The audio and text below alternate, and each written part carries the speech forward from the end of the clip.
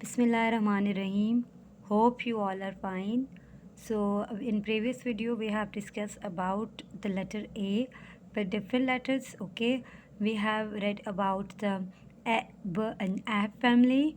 So now we will read A, D, ad family. Okay, so you have to read with me. So let's start. B, A, D, ad, B, ad, B, add, bed, d, add, dad, d, add, dad, f, add, fed, f, add, fat, h, add, head, head, h, add, h, add, had, l, add, lad, add, mad,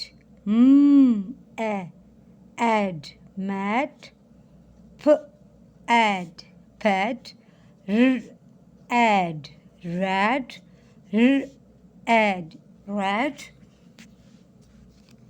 k, add, cat, k, add, cat, j, add, jad, n, add, ned,